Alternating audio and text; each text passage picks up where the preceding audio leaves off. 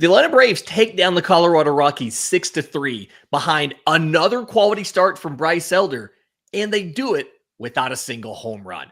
Let's talk about it.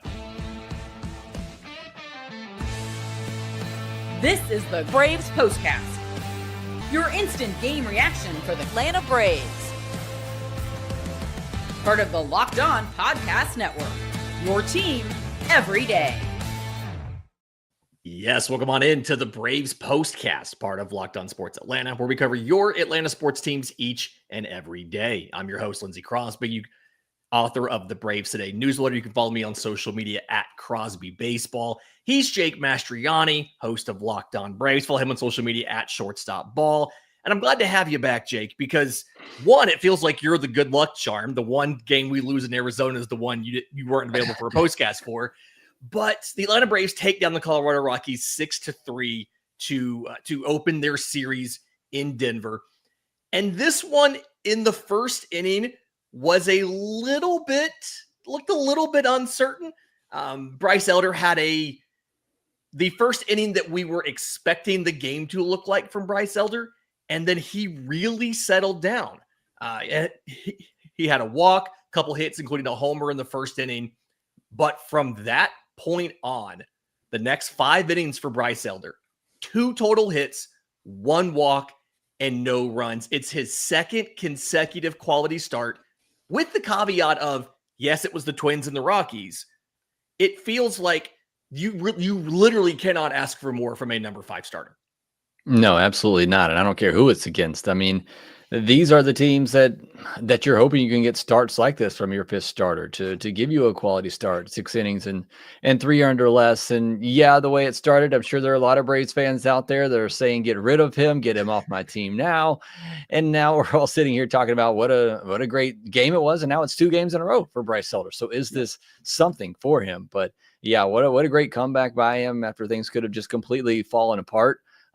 So yeah, they're really excited about Bryce Elder and him, putting together some quality starts here for the Braves because they need somebody. I know a lot of Braves fans are seeing the injuries in the rotation right now. They need somebody to step up in the back of the rotation, and hopefully that can be Bryce Elder.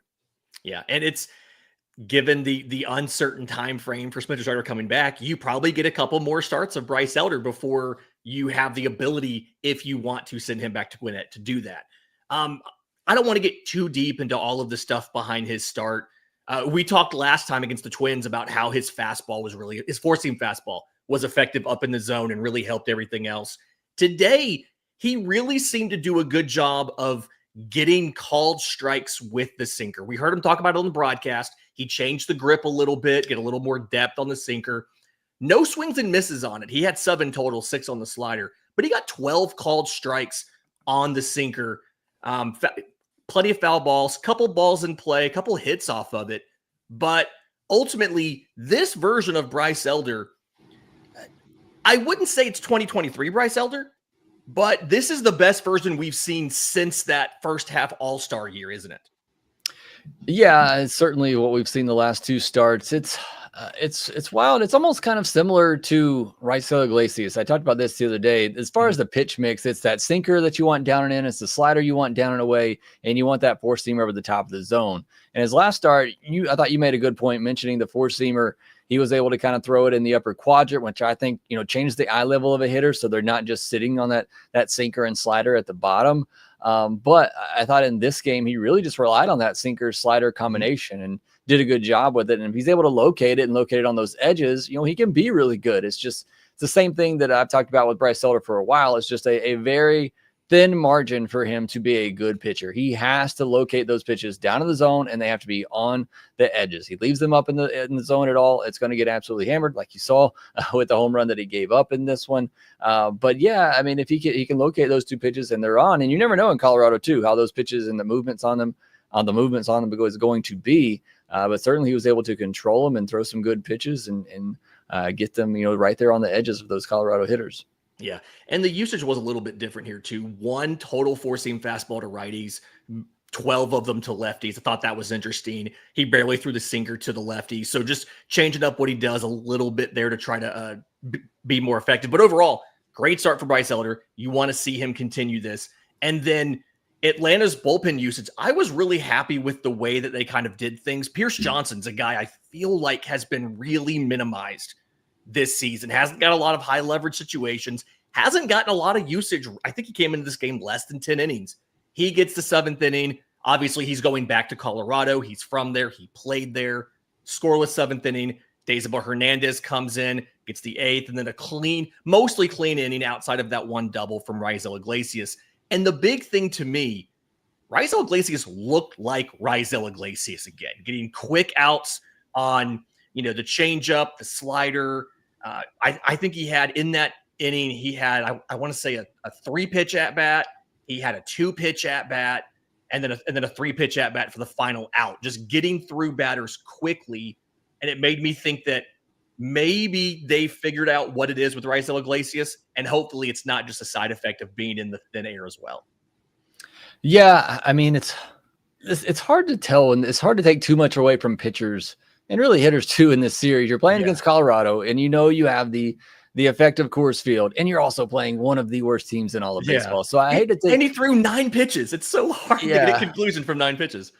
I mean, just kind of looking at the spray chart for his pitches, I'm seeing a lot of them are still up in the zone. The ball to Amador was a fastball that was kind of in, maybe one of the better fastballs he threw, but just a good pitch there that he jumped on. But, even the changeup that he got an out on was kind of up in the zone. So I'm not quite ready to declare him back after this one, but certainly glad to at least see him go out there and get it done and be a quick inning. I wanted to mention Pierce Johnson, though, because I think it is pretty telling the way that Snitker has used him, or rather not used him this year. It seems like he has been pushed down the pecking order a little bit. And even in this game, you had him up you brought him in the 7th inning, but Dylan Lee was up and ready in the bullpen. It was like he was just waiting for an opportunity to get Pierce Johnson out of there and throw Dylan Lee in. And then in the 8th inning, to show you the difference and maybe how the trust factor for Pierce Johnson for Deisabel, nobody was up. It was Deisabel's inning. And with Snitker, he trusts that guy.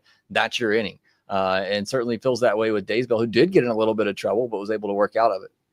Yeah, it's I'm really curious to see kind of where they go from here. This bullpen's been so in flux, and I forgot about this until today. Pierce Johnson's in a contract year. He has a club option for next year, but he could be a free agent after this, and the buyout's less than $1 million. So we'll see what happens there.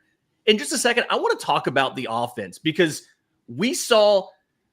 Everybody got a hit. The bottom of the order continued doing what they've been doing. We'll do all of that next, right here on the Braves Postcast. But first, today's episode is brought to you by our friends at FanDuel. They want us to talk about the NBA playoffs, but we're not going to do that. We're going to talk about MLB, because FanDuel is just the most incredible way to get in on the action. Right now, when you join FanDuel, place your first $5 bet, you get $250 in bonus bets if your bet wins. And FanDuel makes betting incredibly easy. You can pick your favorite team. You can go out and say, hey, these are the Atlanta Braves I think are going to have a good game tomorrow against the Rockies. Herman Marquez has an ERA of 9.30. So if you think the Braves are going to are just going to have a lot of success at the plate, you can go out there and say, here's who's going to have multiple hits. Here's who's going to score runs. Here's who might hit a homer.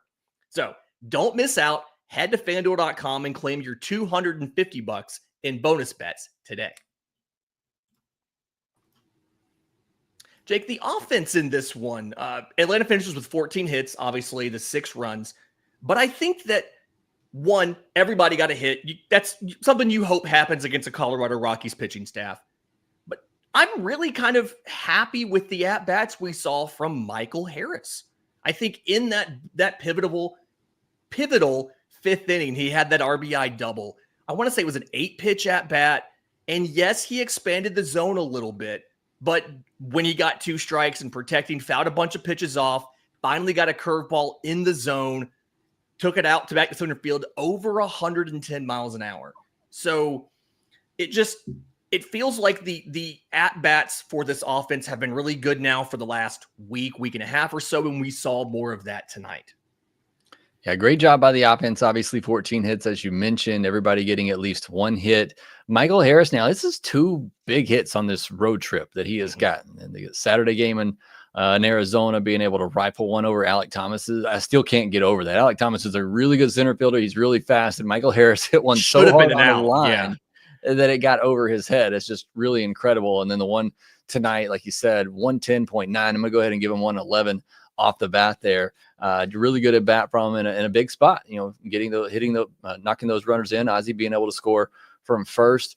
Speed in this one, I think, played a big factor. The Braves had a couple stolen bases. Nick Allen did get caught stealing, but also in the inning, you had those couple, a dribbler by Eli White that was able to get on, a dribbler by Nick Allen back-to-back that they were both able to get on. So you just saw the speed in this one too. I know we've talked about that a lot. I know I mentioned a lot on my podcast. Just having those guys at the bottom of the order to have that speed to give you that element, I thought that played a big factor in this because, look, they only had 7 hard hit balls in this game. They actually kind of got a lot of batted ball luck. In this one, you think you go to Colorado, you get 14 hits, you score 6 runs. There's going to be some home runs in there, but this was just a lot of good at bats, like you said, and putting the bat on the ball. That's what we're going to call it whenever we get the batted ball luck, just putting the bat on the ball and putting it in play. And the win was obviously a factor in this one too. But you're right. I think the at bats have changed. They talked about on the broadcast, just the professional bats they've seen by Verdugo, I think, as they said, have really kind of rubbed off on a lot of the other hitters as well. And I do think the batted ball luck, we saw that with Alex Verdugo, the pop up to just behind shortstop that dropped for a hit. Now, part of that was created because of the stolen base attempt. Yep. The shortstop, Trejo comes over to cover second base.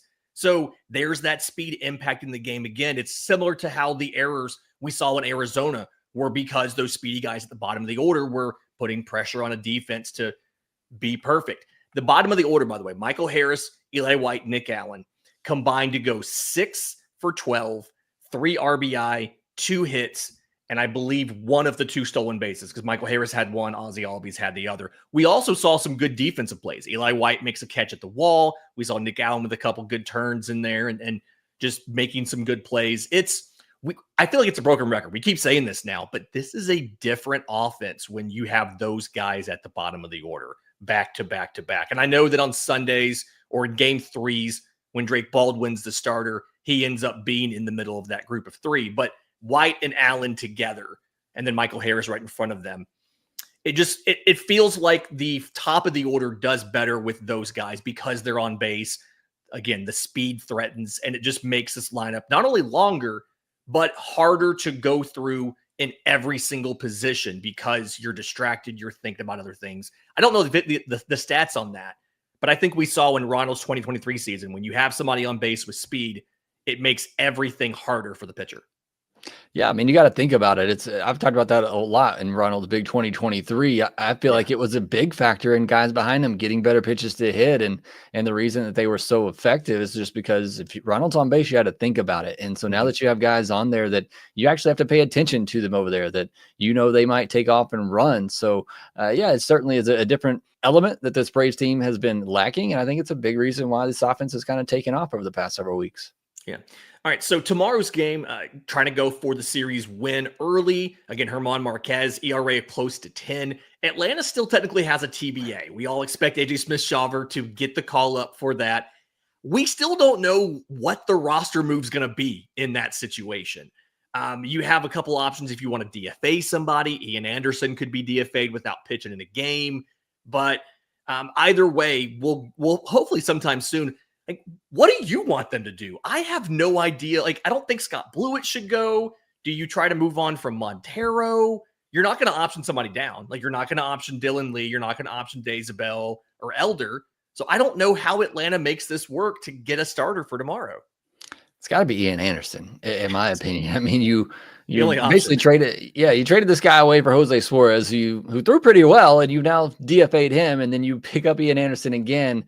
I got to think if they're going to make a move, and maybe they just go with some sort of bullpen game, and Ian's part of that on Tuesday, and they're not going to give AJ Smith-Shawver the opportunity, and that could be the way that they go, that it's a combination of Blewett and Ian Anderson and just try to piece things together. I don't love that idea in Coors Field, but I have no idea what they're going to do at the moment. But I think if they're going to let somebody go, I think it has to be Ian. Rafael Montero, like you said, might be the other one. Blewett's looked really good. I don't think you can let him go right now, but I think it's probably Ian Anderson or Rafael Montero. Yeah. So either way, we'll find out pretty soon. Usually in media, Snit talks about how that's going to work. So by the time you get Jake's podcast tomorrow, you'll hear all about how Atlanta is going to make a start on Tuesday night in Colorado. Again, Atlanta Braves 6-3 victors over the Colorado Rockies in game 1 of the series. going for the series win on Tuesday. They are now 13-15, 2 games back of 500. So by the time you get back home on Friday, knock on wood, this could be a 500 ball club, which is kind of surprising to think about after you started 0-7 to begin the year. Do us a favor. If you're listening on audio, leave a 5-star review, Apple, Spotify, wherever you get your podcasts. If you're on YouTube, subscribe to both Locked On Braves and Locked On Sports Atlanta. Hit the notification bell so you know when we go live to break down each and every one of these wins. Until next time, this has been the Braves Postcast.